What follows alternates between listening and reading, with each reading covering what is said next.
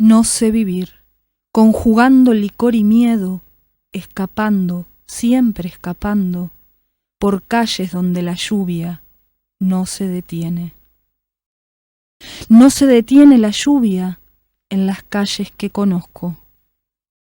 Los de la funeraria se llevan en pequeñas cajas a los niños que no supieron llorar. Los llevan, los llevan. Yo voy en una de ellas y el llanto humedece la madera. El llanto que nadie ve, que nadie vio cuando quise, cuando mi cuerpo de lagarto se deslizaba entre las piernas de mi madre, con hipotermia y miedo, y los gritos de esa perra, el susto de esa perra echándome al suelo dentro de un extraño violín sin cuerdas. Porque no sé vivir, porque no he conjugado el cristal, y la vida es la trampa donde caen flores secas, corazones, sangre sucia. Y yo que no sé vivir, he caído y caigo, y nuevamente el cielo, las caricias de los que noche a noche nos repartimos el veneno. Un veneno extraño con 1000 nombres, que se instalan flores verdaderas, perfumadas, para pudrirlas dentro, y para que amanezcan con nosotros un día u otro en la pequeña caja que los de la funeraria llevan bajo el brazo. Violín negro de Dios, música negra de Dios, dientes cariados de Dios, mordiendo el nido de músculos, tendones, huesos y testículos. No sé vivir. Apenas sé tomar el vaso, inclinarme a saludar y apoyando mi cabeza en miles de almohadas, en miles de pubis, olvidar a esos funcionarios que reparten en las ciudades de la muerte semillas de un fruto que tarde o temprano nos obligarán a comer.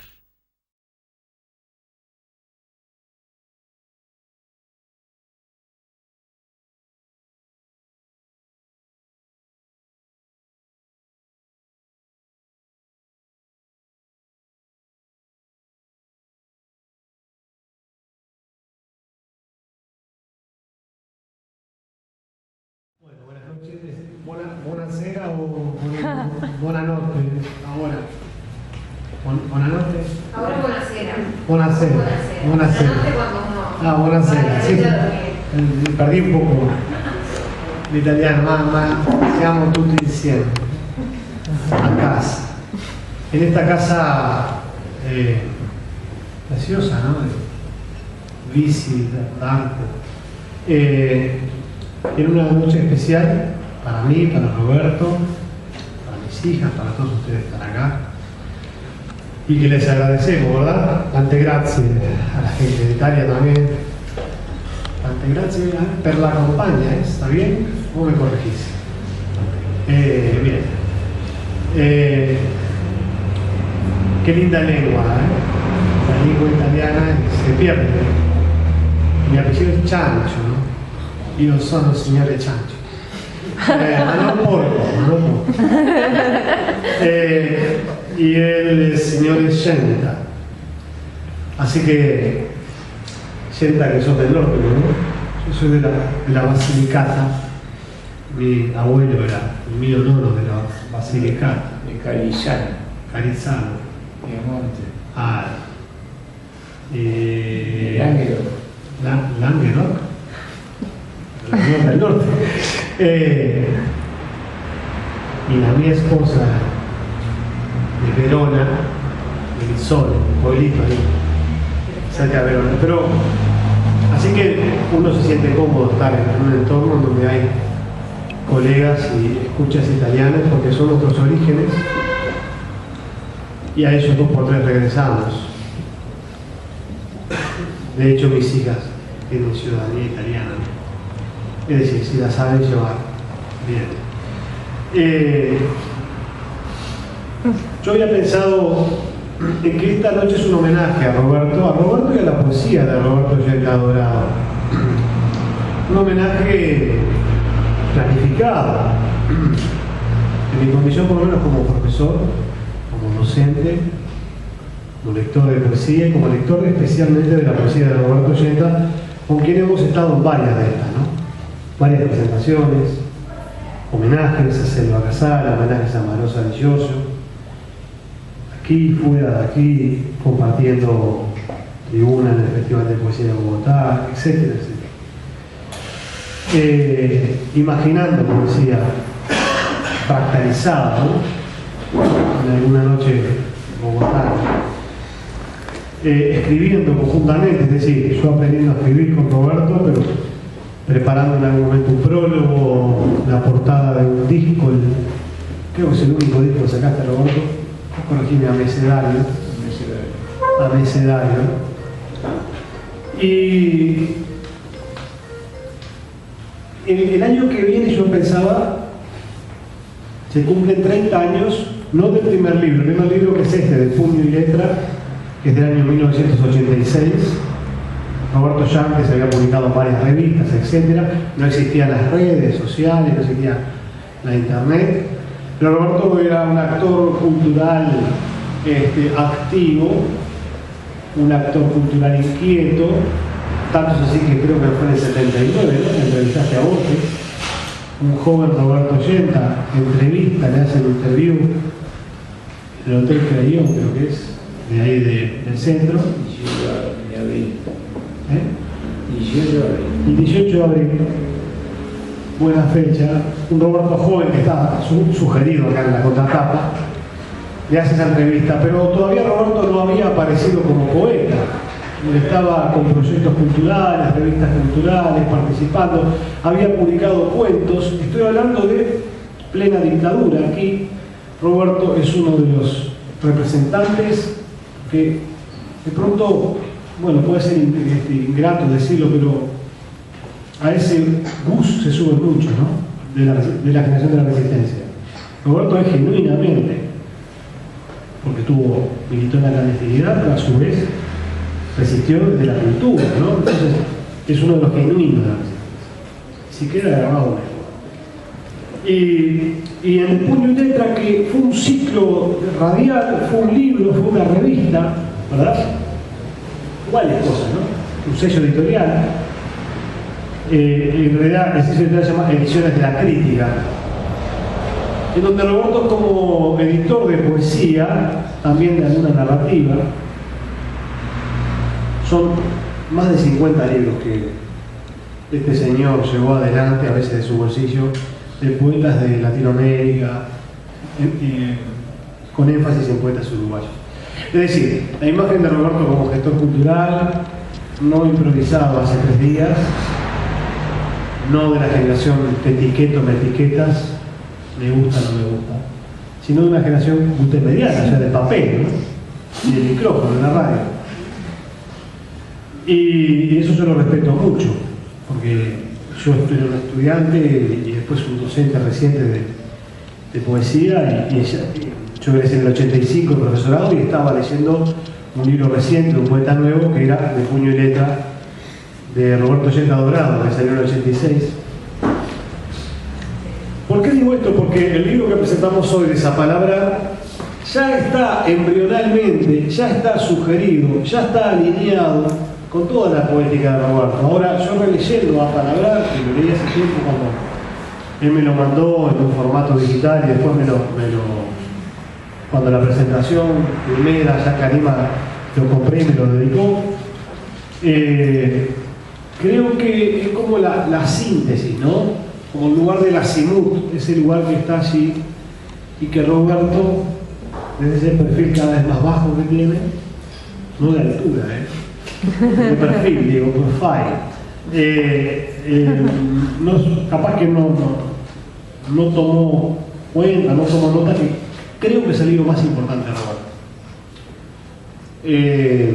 Pero bueno, eso se puede demostrar. Importante en el sentido de un logro con la expresión, digamos, con su familiaridad con el lenguaje poético y con su compromiso con la escritura, ¿no? tanto en la síntesis como poemas sintéticos, Roberto, desde su origen, desde el primer libro, tiene como dos líneas en términos de versos de arte mayor y versos de arte menor, ¿no? O verso libre, poema extenso, poema río, como le ha llamado alguien a este tipo de poesía, ¿no? Un ejemplo, Niña Roja, ¿no?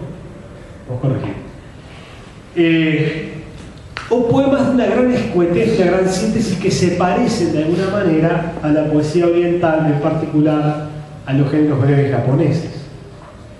Que ya Roberto, queriendo sin querer, por supuesto que ya los leía, porque además es un lector, además de entrevistador, es un lector de Borges.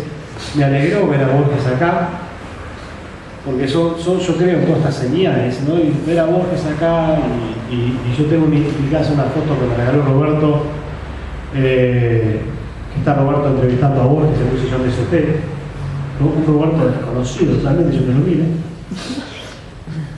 El mismo, el otro, ¿no? Y me alegró ver esas fotos, me alegró ver Borges, porque mi biblioteca es bastante borgiana. Roberto es borgiano, los dos somos borgeros.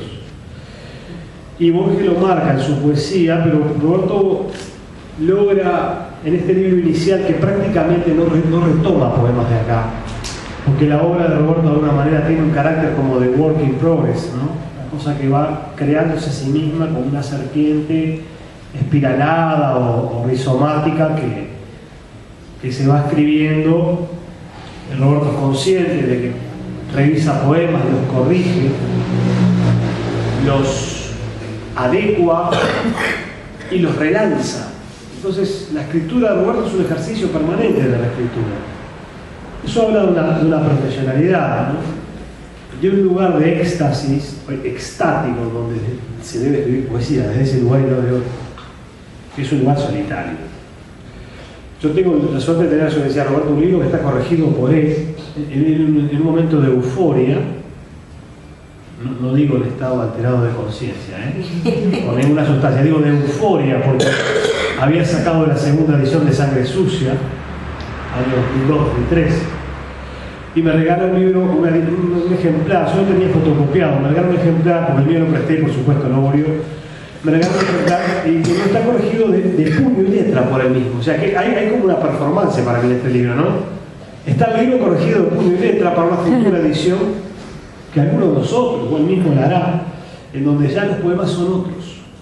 Pero aparece un poema acá que es 1985, aparecen varios poemas importantes, uno Borges, etc.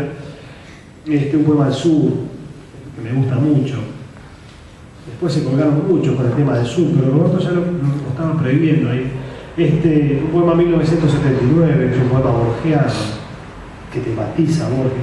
Pero el poema 1985, que el año que viene, la Pluma Azul cumple 10, ¿no? El año que viene, sí. Roberto cumple 30 años con ese poema 1985.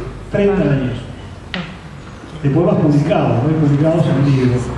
Lo cual en un medio chico, en un medio que se muerde la cola, neurótico, narcisista. ¿Verdad? Como decía Benedetti, un cogollito cultural donde las proximidades son lindas pero también son riesgosas. Roberto sobrevive a todo eso y callado sigue publicando. Como soy profesor, profeso, es decir, muestro lo que con mucho gusto muestro mi colección Gentiana. El segundo libro de Roberto que aparece es esta plaquette, Geometrías y Elegías. ¿Por qué es importante esta plaquette? Porque ahí aparece la primera edición de Abecedario, que ahora, en su última versión, Abecedario, que es el poema más extenso, más complejo, más eufónico, también más cacofónico, más jugado, en el sentido de la tensión del lenguaje que pone Roberto, sobre todo a nivel fónico, a nivel del significante, ¿no? O sea, de la materialidad de las palabras. Ese poema abecedario reaparece en su último libro. Es decir, otro elemento de la poesía de Roberto, una vertebración consciente e intencional en lo que está haciendo es una carrera creativa. Como este señor de sombrero y amojamado, como dicen los españoles, es consciente de que ha hecho durante 30 años y un poco más una carrera creativa y a ella se inmoló. Y con inmoló digo una metáfora, pero también lo digo literal. Así que acá aparece una primera versión de abecedario que para los arqueólogos, o menos no soy arqueólogo, pero sí arqueólogo de textos, es interesante de comparar. No hay ninguna más bella que la que está en el disco abecedario que publicó Diego Pereira, ¿no? Civiles y Letrados. La edición que está en disco, que sería muy lindo escucharla en algún momento. Y está este precioso poema que también está corregido de puño y letra de Roberto, Niña Rojo, poema. Si algo hay en la poesía de Roberto, además de el dominio de una técnica que uno reconoce claramente que es poesía de cierto autor, de Roberto Chenda, hay también una enorme capacidad de algo que ya la poesía, por lo menos ya lo queremos bastante, cada vez logra menos llegarnos desde el lugar de la conmoción, del conmover, ¿no? El movernos hacia adentro. Y yo, incluso releyendo, preparando todo esto, mirando mi archivo Yeta, me conmoví, leyendo muchas cosas. Roberto es novelista, esta novela es poco conocida, aparece después de sus dos primeros libros de poesía, ¿no? 86 y 87, inmediatamente aparece esta novela El Cerco, una novela media paranoica, ¿no? Su título, El Cerco. Años después, Tabayara Rúas, el autor riograndense, ¿no? El gaúcho brasileño, publica una novela El Cerco con mucho éxito y con tirada internacional. Nunca se le hizo un juicio de estas tiendas, pero era un título que ya estaba, ¿no? El Cerco, esta es una novela que yo digo que es una especie de historia de amor o de erótica de Sara Profesores. Como profesor que soy lo digo. Por eso me identifico, ¿no? Creo que hay algo de autobiográfico, Roberto. Pero Roberto regresa a la poesía en la década de 90. O sea, pasan unos cuantos años, decanta la experiencia de vida, decanta a la persona, decanta sus lecturas, especialmente de Juarros, del argentino Roberto Juarros, de Jorge Luis Borges, de un autor que es más nombrado que leído, Pedro Picato. Creo que Pedro Picato, no lo he dicho, pero ha marcado mucho la obra de Roberto. Ese fantástico y deforme poeta uruguayo del medio siglo, opacado, por ejemplo, por un Juan Cuña o por un Liber Fállico, pero para mí, técnicamente, resuelve los poemas con muchísimo menos palabras y mucho más capacidad. En fin, a los falquianos sé que les duele, a mí me encanta Falco, pero Picato tiene algo que Roberto encuentra que es la síntesis. Hegel decía que la poesía es concentración. Concentración, esa palabra que en alemán es muy significativa, es un concepto de Hegel que para mí es, digamos, hasta el día de hoy es vigente. Y Roberto, en esa línea de poemas breves, cuando digo breves digo monoestróficos y poemas, ¿cómo te va? Hola. Poemas, digamos, de pocos versos, de poco aliento, en el sentido de aliento para querer, 3, 4 versos, incluso dístico de 2 versos, que esa línea viene acompañando a poemas ultra extensos o muy extensos como Abecedario. Y en Piedra Abierta, que aparece en la ya mítica Ediciones de Uno, creo que es uno de los últimos libros que aparece en Ediciones de Uno. Yo quería un poquito para ejemplificar. Si no es el último. Si no es el último, creo que el último fue una veleta. El anterior es la Casa Azul. El infierno es una Casa Azul. Correcto. La primera edición del infierno es una Casa Azul de Cero Casa Azul. Entonces este me parece que no hay más. Bueno, así que mató a Ediciones de Uno, Roberto, o la cerró o la consagró. Eso está para estudiar. Les voy a leer un pequeño texto. No quiero hacer ningún alarde de nada. Simplemente quiero mostrarlo. Bueno, yo no me interesa mostrarlo. Soy un lector de la obra de Roberto y un aprendiz. Hay un texto que se llama Otra Poética. La poesía de Roberto, hasta desapalabrar inclusive, y quizás lo que esté escribiendo, tiene una preocupación que es una preocupación propia de la poesía de la modernidad, es decir, de Baudelaire, Mallarmé, no sé, el propio Rapau, para acá. ¿Qué es? Y el arte en general, las artes. ¿Qué es el meta-arte, el meta-discurso? Es decir, la poesía que permanentemente se preocupa del instrumento, de conceptualizarlo, de describirlo, de emplazarlo, de cuestionarlo. ¿Qué es la poesía? ¿De qué trata esto? Hasta desapalabrar tengo la alegría de la certeza de esto que estoy diciendo, de que en Roberto, vas a saber por qué, porque yo cada vez creo que hay un componente de misterio en todo esto, ¿no? Todo esto no es racional, o por lo menos no es racional a ultranza, toda la creación que es de misterio, y eso no se va a explicar. Pero hay un texto que se llama Otra Poética, es decir, otra teoría de la poesía, u otra manera de pensar la escritura poética. Otra poética. Quiere decir que si es otra, hubo una poética y ahora hay otra poética. Quiere decir que ya, ¿verdad? En este libro que yo les mostraba, Piedra Abierta, ya Roberto estaba pensando en los años 90, en mediados de los 90, en otra manera, que creo que llega a esa línea hasta de esa palabra. Otra poética. Porque es así. Asombro, silencio, duda. Descubrir lejos de la dicha las 3 o 4 palabras fundamentales. Hasta el día de hoy Yenda está buscando en algo que él llama la imposibilidad de la poesía, que a mí ese concepto me interesa especialmente, porque los románticos y los simbolistas y los decadentes le llamaron la indecibilidad de la poesía, y otros señores un poco más facos le llamaron luego la inteligibilidad de la poesía. Pero me gusta esta idea de la imposibilidad de la poesía. Es paradojal, es contradictoria. Escribo poesía, pero sé que el acto en sí mismo genuinamente es imposible. Porque la palabra en sí misma, como signo convencional, no expresa, ni transmite, ni comunica, ni alcanza zonas que otro lugar de nuestro ser, llámese espíritu, psique, mente, alma, energía, sensibilidad, sí llega. La poesía apenas se asoma a eso. Por eso esa búsqueda de las 4 palabras fundamentales. Esto parece un acto de magia, pero me había sacado un librito. Pero tiene algo de... anda Isabel, esto tiene algo performático. Porque iba a hablar de caída libre. Esta es una versión bonsai del libro Caída Libre, que es este, ¿no?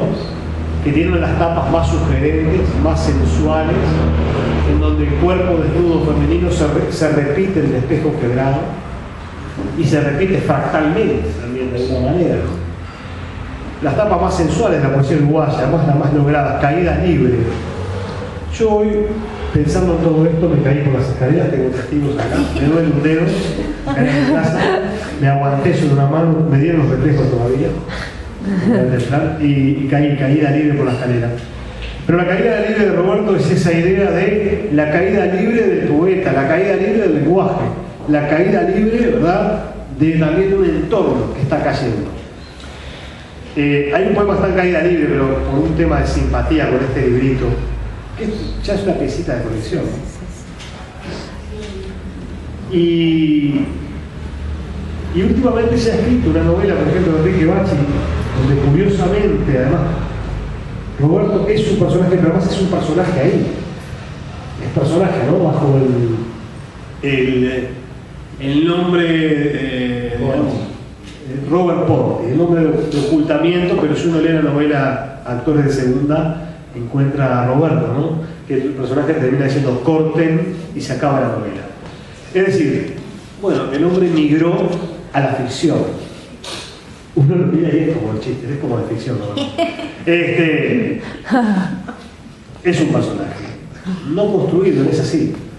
Y en este poema, que me acordaba de Enrique por lo de la ruleta, porque Enrique trabaja en el casino, por eso él no pudo venir, Enrique Bachi, ¿no?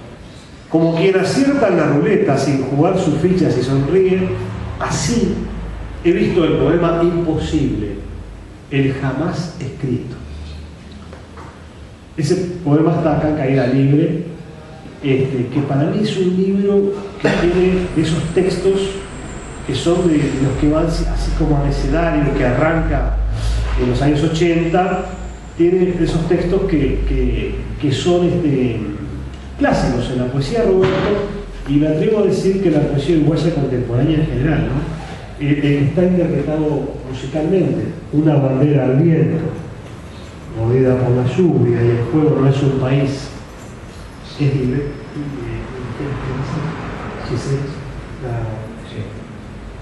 Está grabado en disco este poema. El poema 23. Y uno de los poemas que ahora estamos con, digamos, el siglo XXI reinstaló la diversidad y temas que no son nada menores, que deberían ya haber sido superados, ¿no? La tolerancia, lo otro que no soy yo, como lo diferente, como si yo no fuera diferente a lo que es diferente, que no soy yo, que es lo otro, ¿no? Pero bueno, es todo raro de la diversidad, todos somos diversos, ¿no? Pero el poema 6, que para mí es un clásico de la poesía uruguaya, niño vestido de niña, danzando en las sombrías calles del elegante barrio montevideano, y termina con un juego de palabras donde se sustantiva el adjetivo transgenerándolo, o sea, haciendo una operación de transgénero sin pasar por el quirófano. Él sola, en cualquier esquina, espera, mientras el viento mece la mínima falta de organdí. El poema es más largo, es un poema entrañable, es un poema político. Libro presentado en La Habana. Presentado en La Habana. Que estaba allí Alina Alberti, ¿verdad? Sí, y Abel Prieto, que era el ministro de Cultura en ese momento. Bien. Nombro a Alberti porque tanto Alberti como Miguel Hernández, ¿verdad? No solamente son autores académicos que están presentes de alguna manera, como yo le llamo fluencias. No quiero hablar de la angustia de influencia del señor con sobrepeso Harold Bloom, allá en Nueva York, sino de las fluencias. Hay discursos que fluyen en el discurso de otros, más o menos consciente, más o menos inconscientemente, y convalidan y validan el discurso propio y el de esos otros, y lo reescriben. Luego aparece este libro que fue premiado, Paraíso Breve, que a su vez incluye el texto de otros libros. Paraíso Breve yo escribí en algún momento que era el mejor libro hasta ese momento de Roberto, y no retiro, porque tengo desecho, quiero leerlo. Paraíso Breve para mí tiene una poética, esto está escrito, ya lo he escrito pero quería repetirlo, de la obra de Roberto, pero una poética de qué es el arte. ¿Qué es el arte? Que en definitiva es la mentira de la flor, y es también la flor, lo que es la flor. Cortar en un papel la flor para dar con el perfume del poema. Pegar la flor en la textura de una pared para dar solidez al verso. Quitar después uno a uno los pétalos para desnudar la mentira de la flor. Paraíso Breve es esos poemarios muy compactos, muy logrados, que funcionan como una unidad. Y viene Sangre Sucia, del 2002, tuvo un par de ediciones. Es un libro que yo lo quiero mucho, porque más trabajé con Roberto desde el punto de vista de la lectura, del prólogo, de la presentación. Y además me ocurrió algo gracioso, ¿no? Porque un fantasma de misterio y extrañeza recorre la poesía de Roberto Ollenta. Yo le escribí esto y se lo leí por teléfono y le gustó, porque en definitiva un fantasma recorre, no lo inventé yo, es una cita del Manifiesto Comunista, ¿no? De Carlitos, ¿no?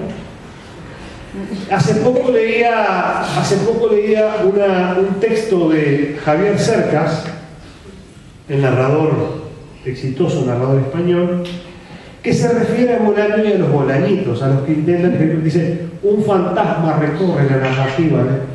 Y dije, bueno, qué suerte, eso se lo dije de Roberto Ollenta en algún momento, porque si hay malditez en Roberto Bolaño, hay malditez en Roberto Ollenta, no Bobby. Le digo Bobby porque él se autodenomina Bobby en un poema Roberto Ollenta en Nueva York, ¿no? y lamenta no estar, lamenta y a su vez creo que se ironiza y se ríe de sí mismo y de los antólogos de no estar en una cierta antología. Poeta Nueva York es un poema del libro anterior a Desapalabrar, que es Amplano.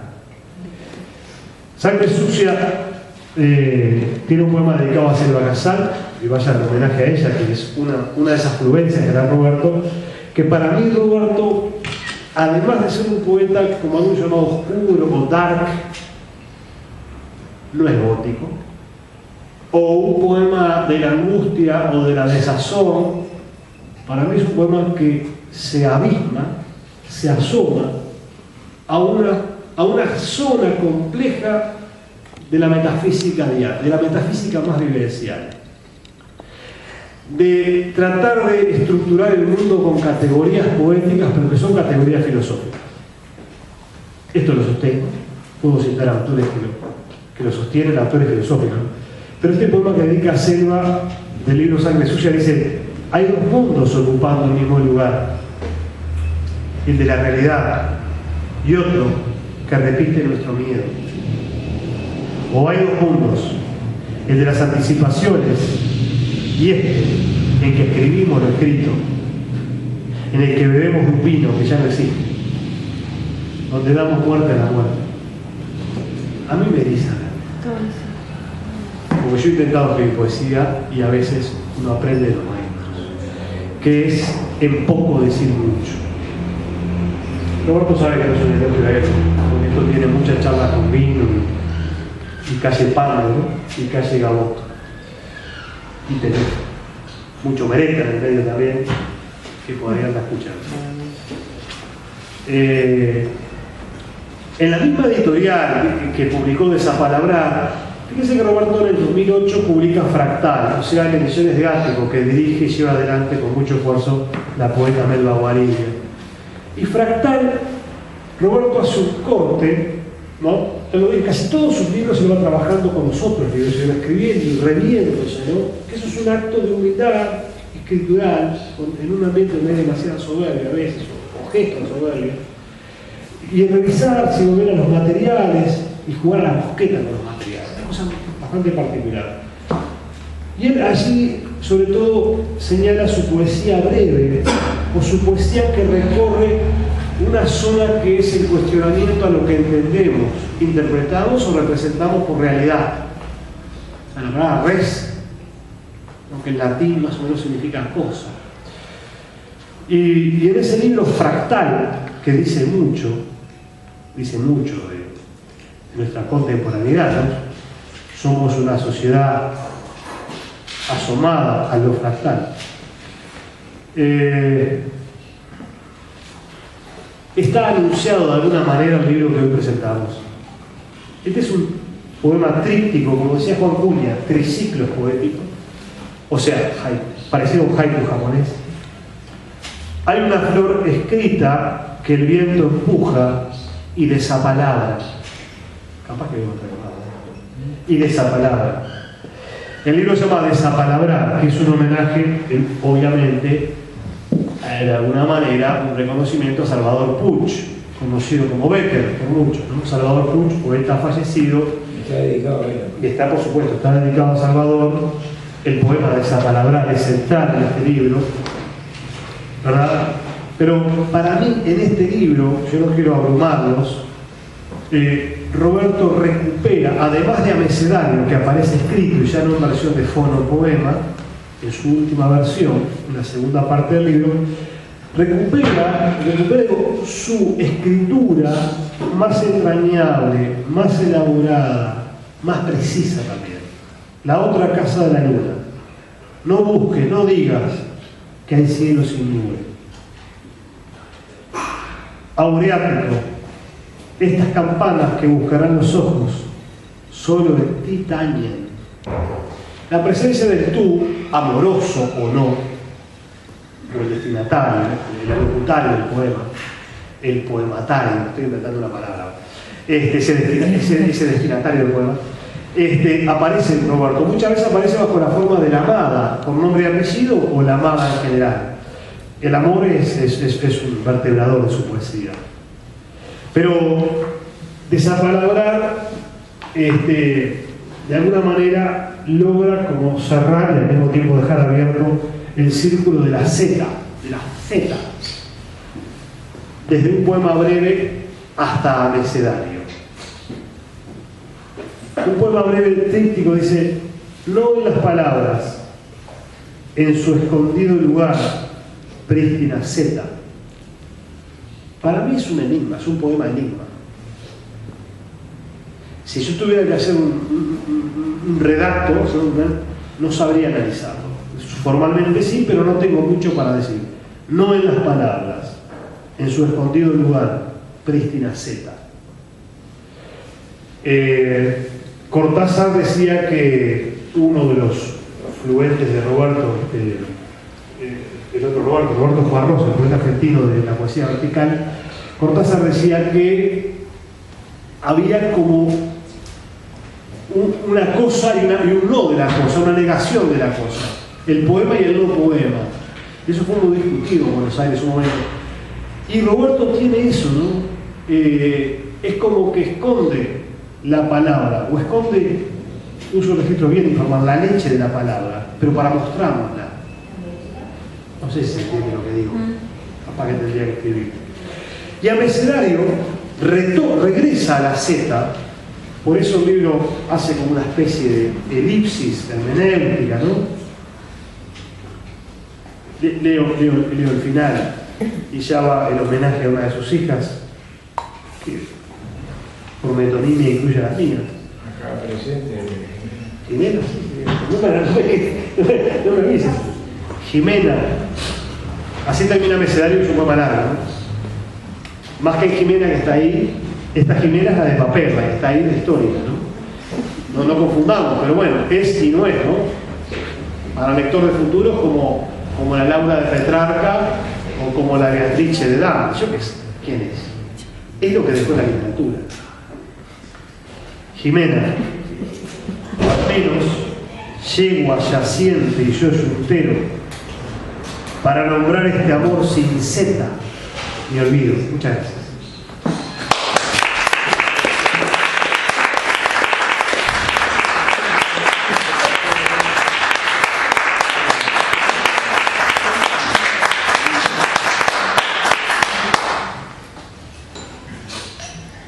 Voy a ser breve.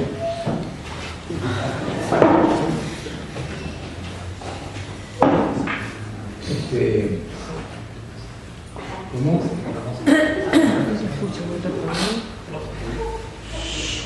Me pasa que veo poco.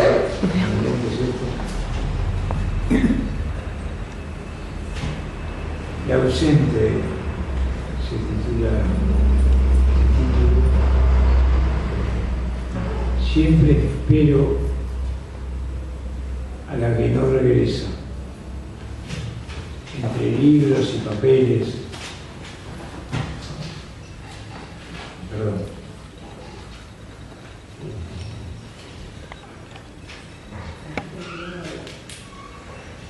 Entre libros y papeles, en la música que perfuma el aire, anclado en la noche, desangrando el día, como un insecto lento en la penumbra, en el rincón más húmedo del mundo, pesando palabras en el aire y mordiendo loco el silencio, espero.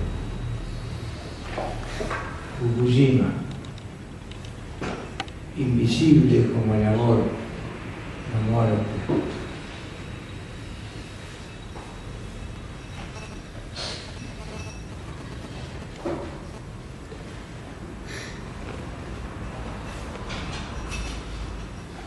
Un ala, solamente una para cruzar el valle.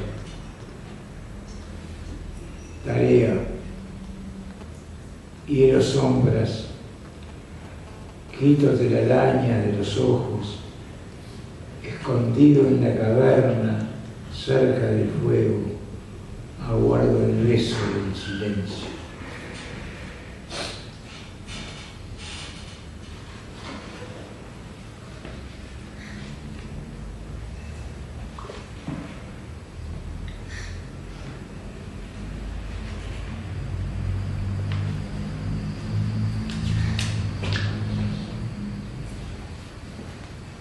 escapar.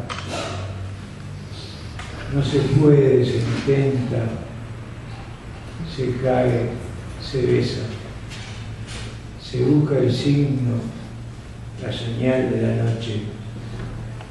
Nadie puede ver sus ojos, sentir los labios, escapar. En la noche, digo, en la caricia, con sus ojos dentro, perderse. Muchas gracias.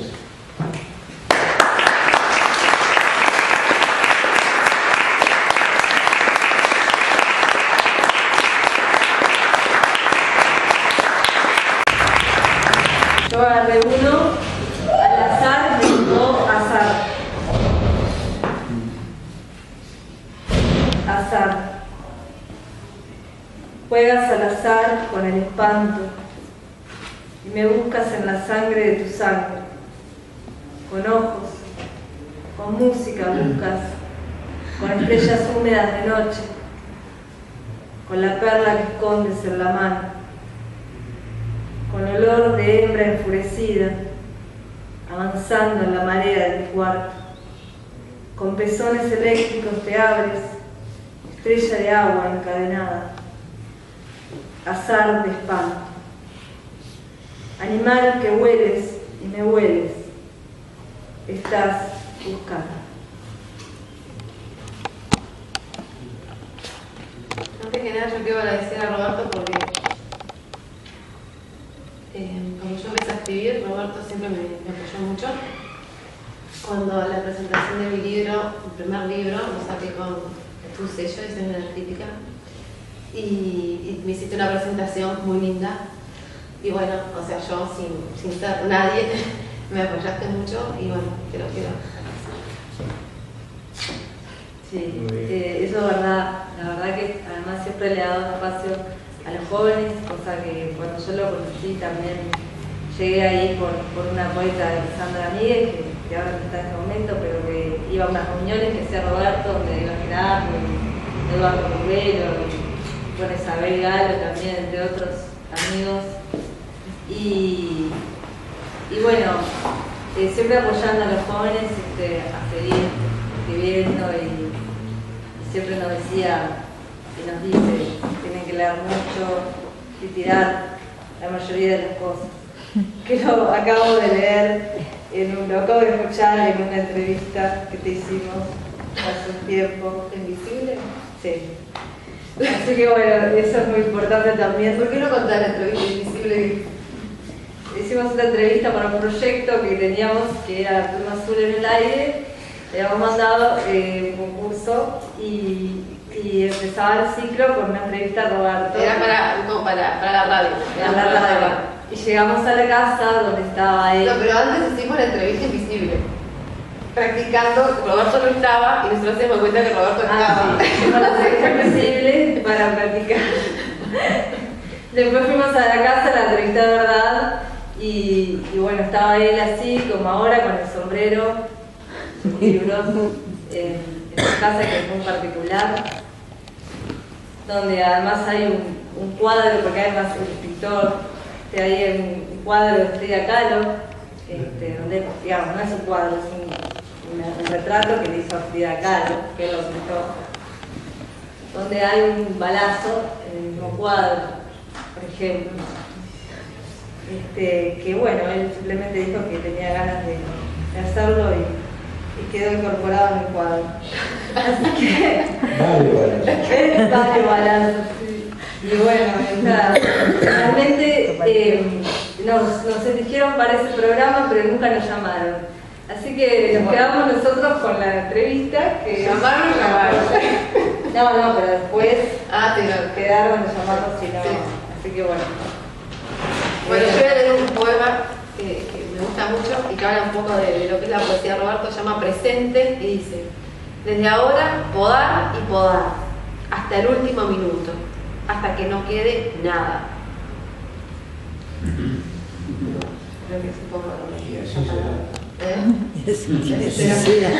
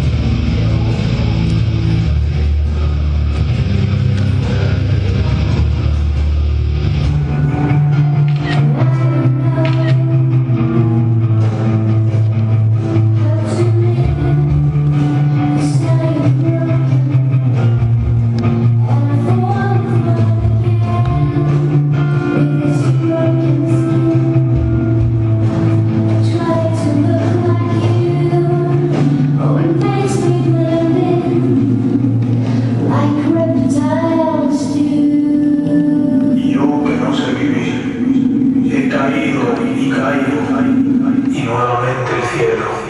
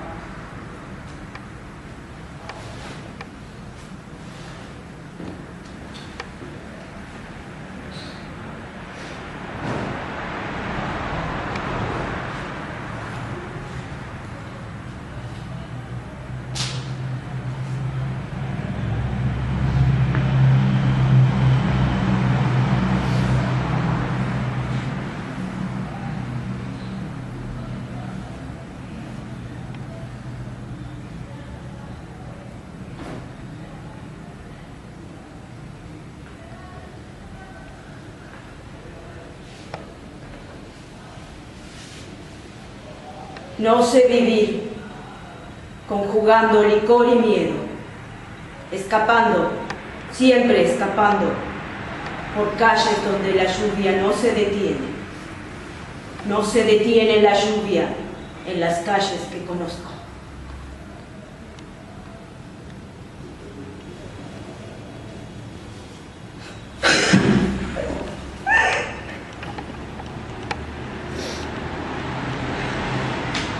Los de la funeraria se llevan en pequeñas cajas a los niños que no supieron llorar. Yo voy en una de ellas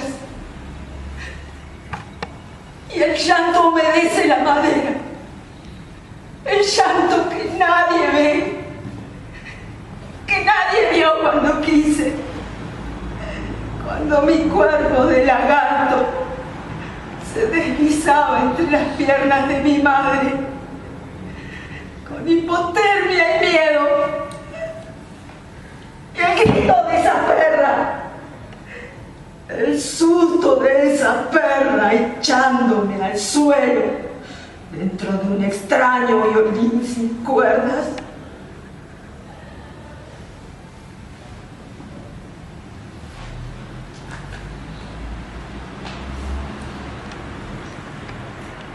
Porque no sé vivir, porque no he conjugado el cristal, y la vida es la trampa, donde caen flores secas, corazones, sangre sucia.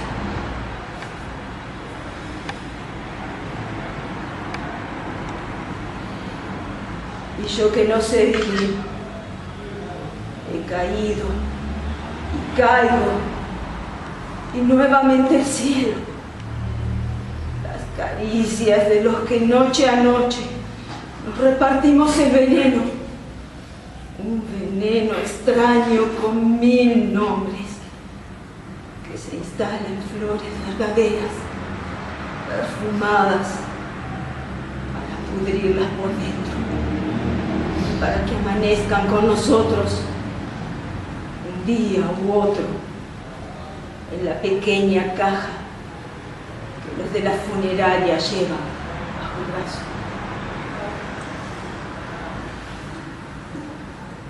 Violín negro de Dios, música negra de Dios, dientes cariados de Dios, mordiendo el nido de músculos, tendones, huesos y testículos.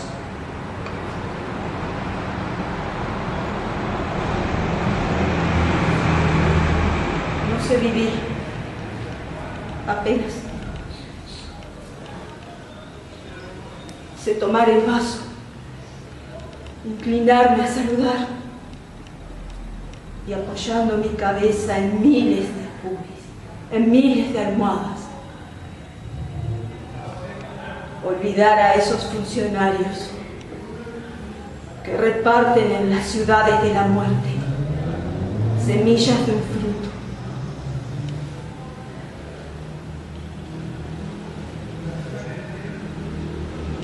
Que tarde o temprano nos obligarán a comer.